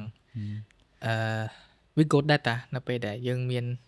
បើយើងនិយាយផ្លូវរស់ស៊ីយើងមានផ្លូវច្រើនណាអញ្ចឹងណាយ៉ាហើយបើនិយាយផ្លូវអាក្រក់គឺថាយើងយកកូនធ្វើអាជីវកម្មអីចឹងទៅប៉ុន្តែធ្វើអាជីវកម្មមិនយើងរកលុយដើម្បីទិញតកូវាដែរហ្នឹងតែគាត់វាតែចាយលុយទៅលើវាអ្នកចាយលុយធំបើយើងនិយាយសាន់នេះអ្នកចាយលុយធំជាងគេយើងនិយាយឲ្យក្រក់ស្ដាប់យើងថាឲ្យរកលុយលេងបាល់ហើយជួយឲ្យកូនជួយរកលុយអត់ទេឯងទៅពិតគិតថាវាល្អដែលមាន family ហ្នឹងដោយសារតែឥឡូវយើងមើលឧទាហរណ៍ចុះដំបូងយើងគ្រាន់តែចង់ធ្វើវីដេអូដែលយើងទៅដើរលេងជុំកូនជុំប្រពន្ធហើយជា memory ដែលយើងអាចទុកមើលថ្ងៃក្រោយឯងប៉ុន្តែអ្នកដែលគាត់មើលវីដេអូយើងហ្នឹងគាត់មានអារម្មណ៍ថាគាត់ relate គាត់ចង់មានវីដេអូដែលរបៀបគ្រួសារអញ្ចឹងដែរអញ្ចឹងគាត់មកអង្គុយមើលយើងទៅគាត់សប្បាយគាត់ចូលទៅអារម្មណ៍ជីវិតពួកគាត់គឺអញ្ចឹងដូចគ្នាអញ្ចឹងទៅគាត់សប្បាយមើលអញ្ចឹងគាត់គ្រប់ត្រនឹងតាមនឹងដែរcontent បែប family ហ្នឹងវាកើតឡើងដោយសារទីមួយគាត់ចង់ capture ឲ្យគាត់ទុកមើលបានថ្ងៃក្រោយអញ្ចឹងណាកូនយើងមើលអញ្ចឹងណាដាក់ YouTube ដាក់អញ្ចឹងទៅហើយដល់ពេលមានគេចាប់អារម្មណ៍ក៏មាន fan តាមហ្នឹងប៉ុន្តែមានចំណុចមួយទៀតដែលល្អសម្រាប់ខ្ញុំដែរក្នុងការធ្វើ content ពីរហ្នឹងណា បើសិនជា outsider travel ធ្វើតែ solo ទេវានឹងពិបាកដល់ខ្ញុំដោយសារតែយើងអ្នកមានគ្រួសារអញ្ចឹងដល់ពេលយើងធ្វើ solo ការ travel វាមិនត្រូវទៅខេត្តផ្សេងៗហ្នឹងហើយអញ្ចឹងអាការចំណាយពេលជាមួយគ្រួសារហ្នឹងក៏វាបាត់តាមហ្នឹងដែរឧទាហរណ៍ថាខ្ញុំល្បីក្នុងអា content យើងឡើងភ្នំម្នាក់ឯង travel ម្នាក់ឯងអីចឹងទៅអញ្ចឹងយើងមិនត្រូវទៅម្នាក់ឯងត្រូវអត់ពុនកូនយើងក៏ទៅអត់បានទេអញ្ចឹងអាការគេហៅគេពេលវេលាជាមួយគ្រួសារគឺវាបាត់បង់តាមហ្នឹងហើយអញ្ចឹងក៏ខ្ញុំធ្វើរឿងហ្នឹងអត់បានយូរដែរចង់យើងត្រូវបំបែកចេញជាពីរហ្នឹងហើយតែខ្ញុំគិតពេលហ្នឹងគឺខ្ញុំគិតហ្មងថាខ្ញុំត្រូវតែមាន content បែប family ចូលមួយគ្នាដើម្បីខ្ញុំបានចែកពេលវេលាហ្នឹងគឺទៅមួយគាត់ដែរ along the way គឺខ្ញុំរកលុយបានពីហ្នឹងដងដែរអញ្ចឹងណាព្រោះយើងទៅធ្វើ content ដើម្បីលុយត្រូវអត់អញ្ចឹងនៅពេលយើងទៅរកលុយយើងទៅម្នាក់ឯងគាត់នៅផ្ទះគាត់យើងអត់សូវនៅជុំគាត់គឺគាត់នឹងមានអារម្មណ៍ផ្សេងហើយធម្មតាយើងគ្រួសារគ្នាយើងអត់នៅជាមួយគ្នាមិនកើតអាហ្នឹងខ្ញុំមើលឃើញនៅពេលតែខ្ញុំមករយៈមុនដែលខ្ញុំចាប់ផ្ដើមfull focus ជាមួយនឹង outsider travel គឺខ្ញុំអារម្មណ៍ហ្នឹងគឺមានហ្មងគឺទៅខេត្តដូចថាទៅ Everest Base Camp ខ្ញុំទៅ 4-10 ថ្ងៃអញ្ចឹងយើងដូចទៅចោលគ្រួសារពីអាទិត្យnot ពីអាទិត្យសម្រាប់គ្រួសារយើងសម្រាប់យើងវាខ្លីទេតែសម្រាប់គាត់ដែលនៅផ្ទះចាំយើងគឺយូរហ្នឹងហើយអញ្ចឹងខ្ញុំត្រូវ balance content របស់ខ្ញុំថា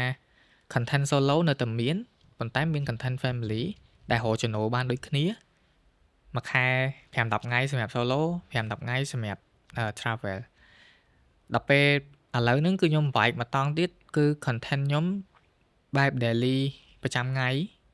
អាចរកលុយពីវាបានហើយគឺខ្ញុំអត់ទៅណាឆ្ងាយពីគ្រួសារអញ្ចឹង travel គឺ family មកដល់ពេល solo គឺតកតមួយ daily life យើងមកអូខេអញ្ចឹងខ្ញុំតែងតែគិតថាធ្វើរឿងណាដែលយើងអាចធ្វើបានវែងឆ្ងាយយូរវែងមួយចំណុចហ្នឹងក៏ចង់ចែកម្លែកទៅអ្នកដែលគាត់មានគ្រួសារដែរបើសិនជាគាត់ជាអ្នកបង្កើត content មែនគឺថាគាត់ធ្វើមួយគ្រួសារដែរទៅចង់ថាអាចនឹងយក style បែប free ក៏បានដែរធ្វើមួយគ្រួសារយើងនៅមួយគ្រួសារយើងឲ្យបានច្រើនខ្ញុំគិតថាអាចមានអ្នកខ្លះដែលគាត់មានគ្រួសារប៉ុន្តែគាត់ធ្វើ content តែឯងអញ្ចឹងគាត់អត់សូវមានពេលនៅមួយគ្រួសារគាត់អញ្ចឹងក៏អាចថាយើងនៅមួយគ្រួសារយើងទៅយើងយកគ្រួសារយើងទៅដើរលេង style free ក៏បានអញ្ចឹងទៅកុំឲ្យយើង success ម្នាក់ឯងទៅវាថ្ងៃក្រោយទៅយើងបាត់បង់គ្រួសារយើងអាហ្នឹងវាជារឿងដែលអត់ល្អដែរអញ្ចឹងបើអាចយើងព្យាយាមគ្រួសារយើងជាមួយនឹងអាហ្នឹងយើងជួយ balance គ្នាច្រើនដូច free បាននិយាយចែកម្លែកអញ្ចឹងគឺគ្រួសារយើងសំខាន់តាគ្រួសាររីករាយជីវិតយើងក៏រីករាយដែរគ្រួសាររីករាយជីវិតរីករាយគេ happy wife happy wife happy life happy life អាពាក្យហ្នឹងមានអត្ថន័យត្រូវបាទពាក្យហ្នឹងគឺពេលអត់មានប្រពន្ធមិនដឹងហ្នឹងហើយអត់មានប្រពន្ធគឺត្រូវហ្មងត្រូវដបងមិនដែលឡើយទៀតដឹងច្បាស់អញ្ចឹងជាចុងក្រោយតើ outsider ហាប់សរៀមមានអីចង់និយាយទៅកាន់fan របស់យើងឯងអ្នកដែលគាត់គ្រប់គ្រងជាមួយនឹង family វីដេអូរបស់យើងក៏ដូចជា solo និងជាមួយនឹងclient ទាំងអស់ដែលគាត់បានគ្រប់គ្រងជាមួយនឹងអ្វីដែលយើងបានធ្វើមានអីចង់និយាយទៅកាន់ពួកគាត់មានទៅកាន់អ្នកដែលស្គាល់ outsider ទាំងអស់គឺនិយាយមានអីក្រៅពីអរគុណហើយអរគុណក្នុងការដែលគាត់ជួយជ្រោមជ្រែងក៏ដូចជាខ្ញុំឃើញអ្នកមាន fan មួយចំនួនគឺខ្ញុំអត់សូវស្គាល់មុខគាត់ទេខ្ញុំចាំឈ្មោះតិចប៉ុន្តែគាត់មើលសឹងតាគ្រប់វីដេអូហ្មងហើយគាត់ចូល comment គ្រប់វីដេអូappreciate និយាយទៅការ គាត់ control យើងនិយាយទៅខ្ញុំឲ្យតម្លៃខ្ញុំមួយរយៈមុនខ្ញុំផ្ដោតទៅលើ view ច្រើនខ្ញុំចង់បាន view ព្យាយាមអង្គុយធ្វើហុកធ្វើអីធ្វើតាម trend ធ្វើអីចឹងណាដល់ពេលធ្វើអញ្ចឹងយូរទៅយើងលេងទៅមើលឃើញអ្នកដែលគាត់ control យើងតាំងពីដើមហ្នឹងហើយយើងឡើងទៅហៅអ្នកថ្មីមករហូតហ្នឹងហើយប៉ុន្តែយើងភ្លេចមើលអ្នកដែលនៅចិត្តយើងដែលគាត់ control យើងតាំងពីដើមហ្នឹងដល់ពេលហើយខ្ញុំបដូរ strategy គឺយើងធ្វើអ្វីដែលយើងគិតថាល្អat least ក៏មានត្រឹមតែ 2-300 អ្នក view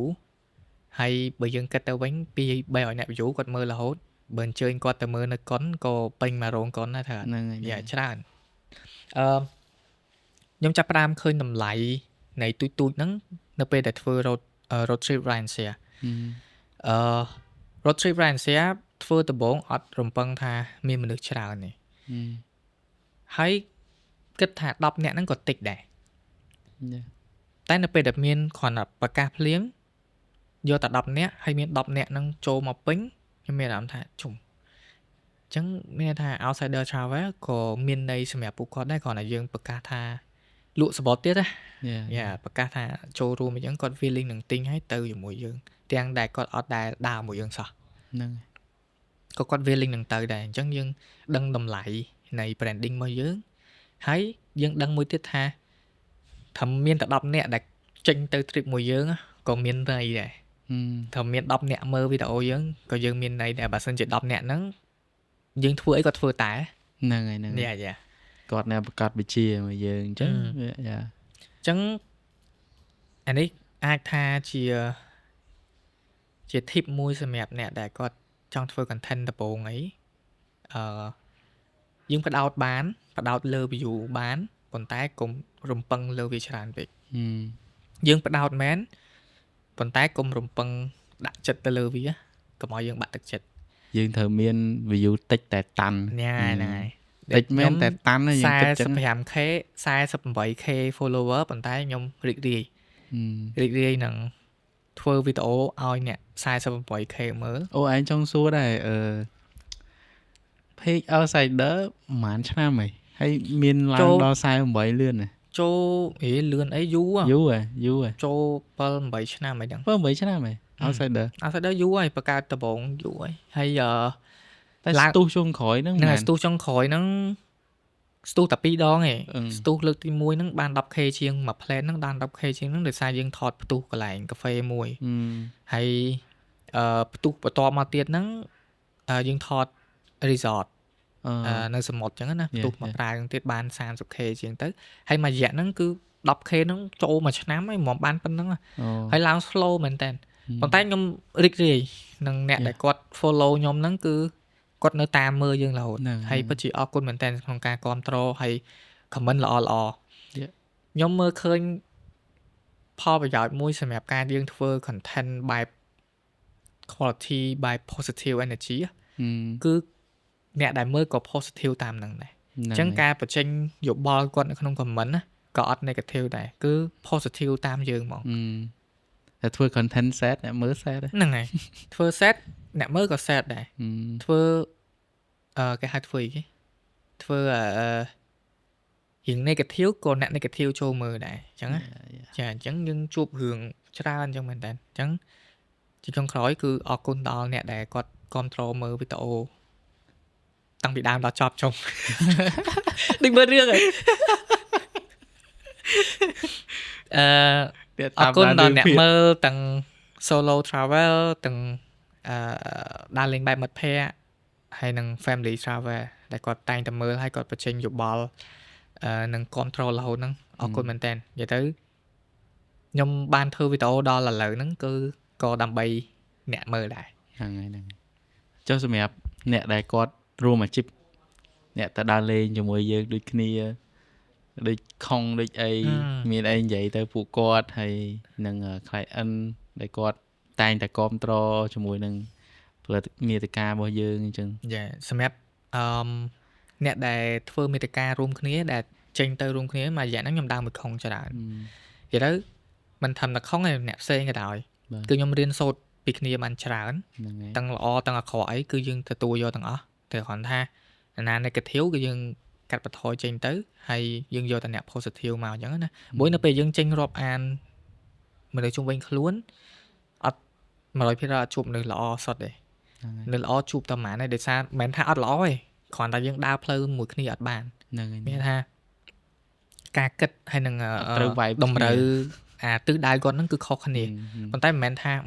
គាត់អត់ល្អគាត់អត់ល្អដូចគ្នាតែគ្រាន់ថាល្អក្នុងផ្លូវផ្សេង ហឹម ហើយអរគុណដែលអ្នកដើរ trip ជុំគ្នាគាត់ share គាត់ feeling open ខ្ញុំឃើញមួយរយៈហ្នឹងខ្ញុំជួបដូចខុងដូចបងដៃគូដូចចំណតដូចអ្នកដែលយើងដើរលេងជុំគ្នាដែលដល់ឥឡូវហ្នឹងគឺគាត់ open មែនតើហើយគាត់រីករាយនឹងជួយគ្នាយើងហ្មង ហ្នឹង ឃើញថាមួយរយៈមុនក៏ខ្ញុំបាន client ពីពួកគាត់ដែរដោយសារតែនៅពេលគាត់បាន project មួយអញ្ចឹងគាត់តែងតែ promote យើងទៅ client ហ្នឹងហើយ អញ្ចឹងនៅពេលដែល client ជឿជាក់គាត់អញ្ចឹងដូចគាត់មកជឿជាក់យើងអញ្ចឹងមួយគ្នាយើង promote ទៅឲ្យត្រូវអត់ ហឹម អញ្ចឹងខ្ញុំបានមួយចំនួន client មួយចំនួនមកដល់ពេលគាត់មកធ្វើការមួយយើងគឺគាត់សប្បាយរីករាយនឹងធ្វើការមួយយើងហើយក៏អរគុណដល់ client ឥឡូវមានគូសំដែរដែលគាត់នៅតែ keep ធ្វើការមួយយើង ហឹម ដែលជឿមានថាខ្ញុំគិតថា client ឥឡូវគឺគាត់ចាប់ផ្ដើមជឿជាក់លើ quality បាទគាត់យល់ច្រើន Yeah. ពីផ្នែក content និងផ្នែកមាតិកា yeah យល់ពី production ដែរគាត់ចាប់ផ្ដើមយល់ហើយព្រោះ គាត់យល់ច្រើន បើ compare ទៅ5ឆ្នាំមុនគឺខុសគ្នាឆ្ងាយហើយពួកគាត់យើងអត់អាចថាពួកគាត់បានព្រោះដោយសារតែចំណេះដឹងហ្នឹងវាមានតិចពីដើមមកវាតិចមែនអញ្ចឹងអីដែលគ្នាយើងធ្វើរាល់ថ្ងៃហ្នឹងវាល្អហើយដែលតែងតែព្យាយាមចំណេះដឹងហ្នឹង ពួកគាត់ ចំណេះដឹងមិនមែនថាគាត់អត់ចេះណា ហ្នឹងហើយមិនក៏អត់ចេះទេ អា feel មួយហ្នឹងអា perspective ពីយើងហ្នឹងគាត់អត់សូវយល់ច្រើន ហ្នឹងហើយ គាត់ដឹងថាហ្នឹងវាបែបណាបែប ហ្នឹង ណា ហើយ តែពេលឥឡូវគាត់យល់ច្រើនទៅ យល់ច្រើនទៅ គាត់ គាត់ open Yeah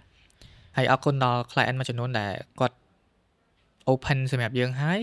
គាត់ជួយយើងបន្ថែមជំរុញយើងឲ្យធ្វើរឿងអីផ្សេងតទៀតចឹង Yeah អរគុណពួកគាត់អរគុណច្រើនមែនតើសម្រាប់បងប្អូនដែលបានស្ដាប់នៅ podcast នេះដែរហើយអរគុណខ្លាំងទៅកាន់35ហើយនឹង juicy.film ដែរដែលមានអីវ៉ាន់ទាំងអស់នេះសម្រាប់ពួកយើងបានថតនៅទីតាំងនេះ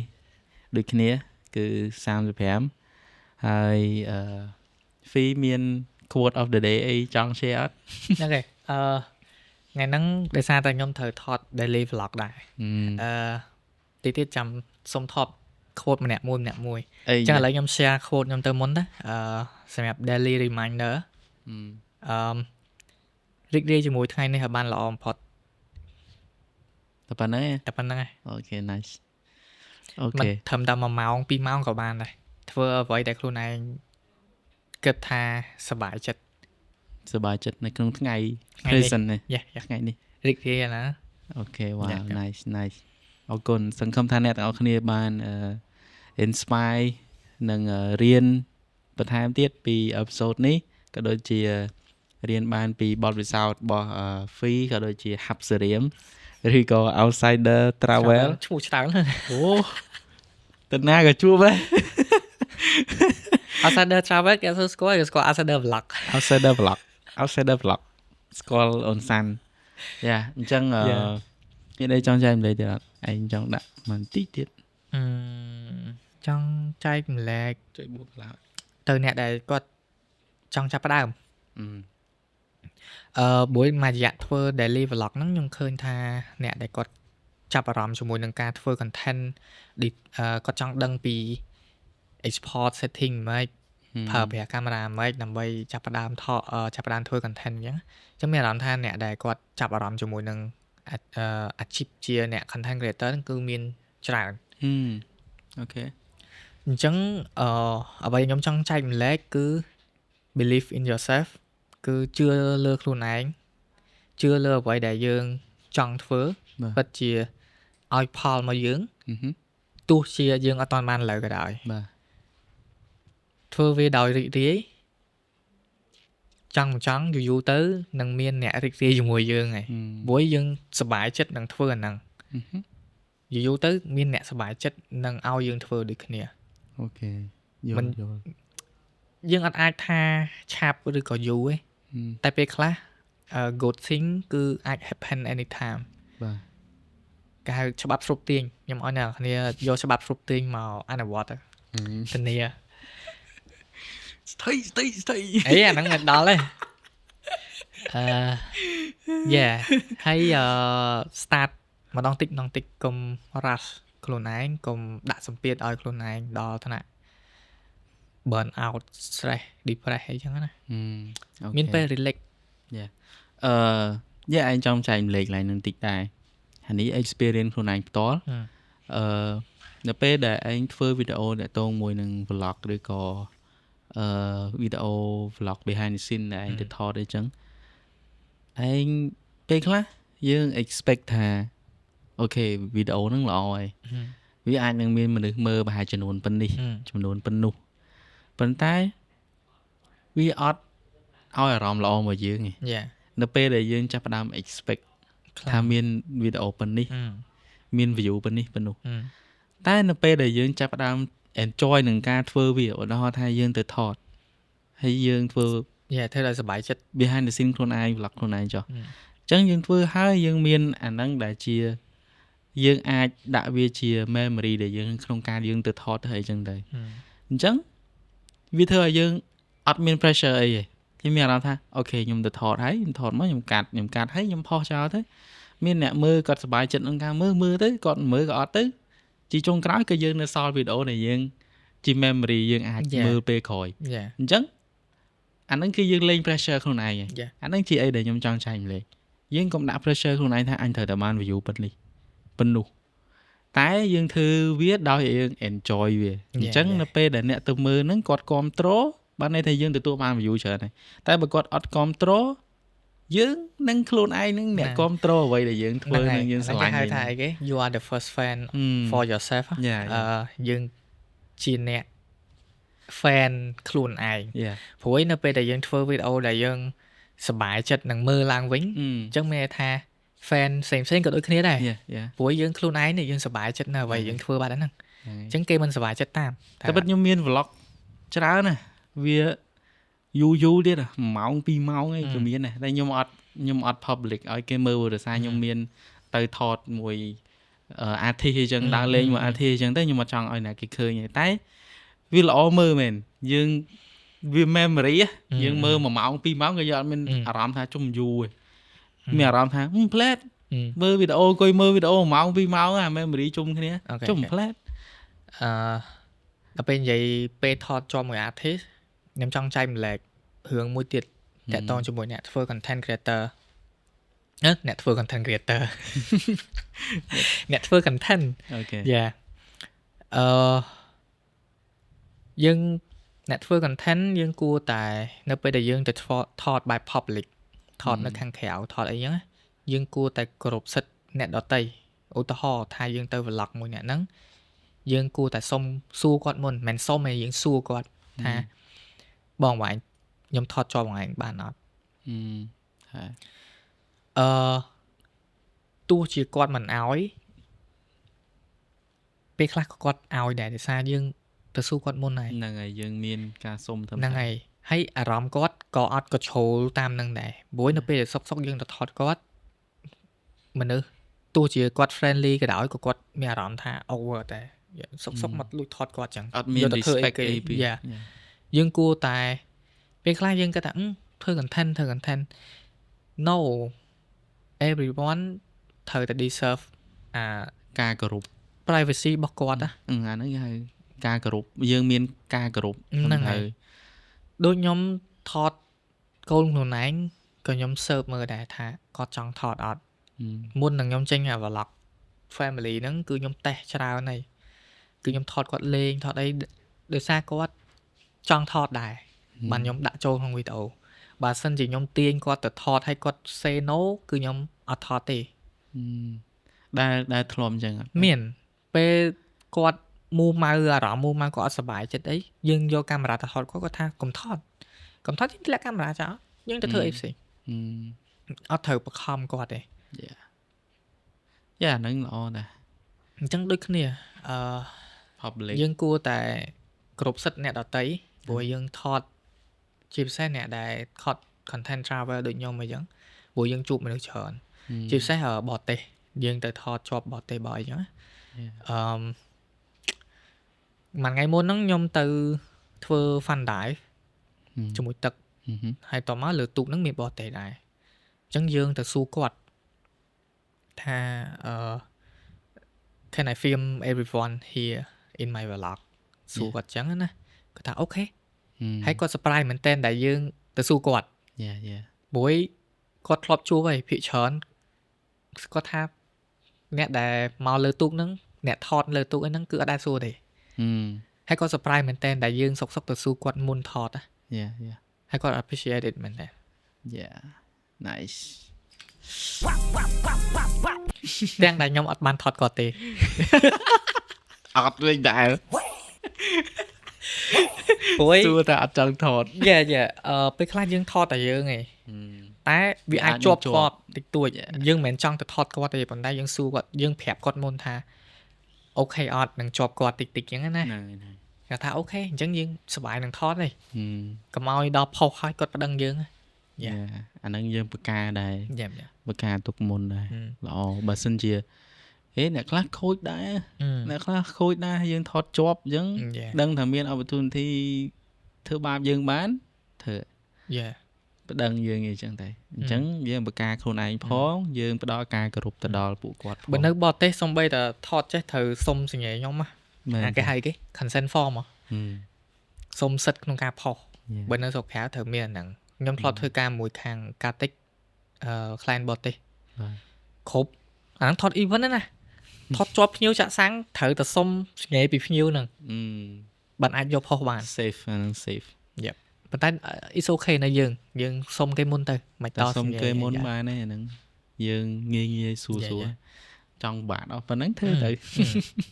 ព្រោះយើងមើលឃើញនេះពេលខ្លះទៅផុស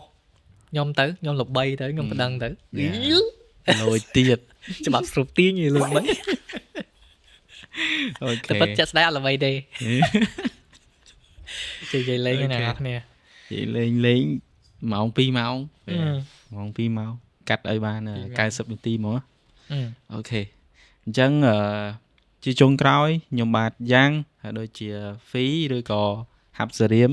ឬក៏ Outsider Travel អញ្ចឹងមានប៉ុណ្ណឹងសម្រាប់វីដេអូថ្ងៃនេះបើមានកន្លែងណាខុសឆ្គងនិយាយទៅវាអត់សមរម្យអីមានពាក្យដែលមិនល្អឬក៏គិតថាមិនត្រឹមត្រូវទេអាចនឹងអធិស្ឋានដល់ពួកខ្ញុំផងដែរដោយសារយើងក៏មិនមែនជាសាស្ត្រាចារ្យដែរបាទយើងនិយាយអ្វីដែលយើងមើលឃើញនិយាយអ្វីដែលយើងមើលឃើញជា experience របស់យើងចង់ជជែកគ្នាហើយ share ចែកម្លែកនៅអ្វីដែលពួកយើងបានជួបនិង experience ការងារខ្លះក៏ដូចជាexperience របស់ Fee ដែល content creator នេះទៅដល់អ្នកទាំងអស់គ្នាបើសិនជារៀនបានពីពួកយើងច្រើនឬក៏អីសូមជួយគាំទ្រឬក៏អាចថា comment ក្នុង podcast នេះថាចង់បានជួប fan ណាទៀតយ៉ាងហ្នឹងជួប idol ណាឆ្លងជួប fan idol ណាអញ្ចឹងចង់សួរ Fee ដែរតាក់ទងមួយនឹងយើងឥឡូវយើងជា content creator តើយើងចង់ recommend ណាគេបន្ទាប់ចូលនៅក្នុង podcast នេះតែចង់បាន type អីគេanything ដែល Fee គិតថាគាត់អាចនឹង share ចែកម្លែកបានល្អទៅដល់អ្នកដែលគាត់មើលមិនគិតថាជា career អីទេប៉ុន្តែគឺគាត់អាចចែកម្លែកបានច្រើនសម្រាប់ខ្ញុំបើចង់ផ្ដោតលើ positive ទេឲ្យអារម្មណ៍ positive ច្រើនpodcast នេះអត់ negative ទេឲ្យសប្បាយអញ្ចឹងឆែកមួយខុងអូខេឬក៏ចាន់ឌីក៏បានដែរក៏ល្អដែរឬចាន់ឌីអូខេសិតល្អដូចគ្នាយ៉ាង sale យ៉ាខ្ញុំដឹងអញ្ជើញបានទេប៉ុណ្្នឹងក៏បានដែរដាក់សវត្ថអញ្ជើញញ៉ា email អូខេអញ្ចឹងពួកយើងទាំងពីរនាក់មានប៉ុណ្ណឹងអរគុណទៅអ្នកមើលអរគុណទៅអ្នកស្ដាប់ទាំងអស់គ្នាដែលបានស្ដាប់មកដល់ទីនេះកន្លែងនេះ បើសិនជាស្ដាប់មកដល់ពេលនេះប្រហែលជាដឹងថាវីដេអូហ្នឹងមិនអីមានក្លាប់មានផ្ងាមិនខ្លះគឺដឹងអីអញ្ចឹង តែស្ដែងមកនេះអត់ដឹងនិយាយវាអីទេគេសួរអីឆ្លើយហ្នឹងហើយអញ្ចឹងអរគុណច្រើនបងប្អូនទាំងអស់គ្នាដែលបានស្ដាប់បានមើល90នាទី podcast ថ្ងៃនេះគឺសូមអរគុណសូមជម្រាបលា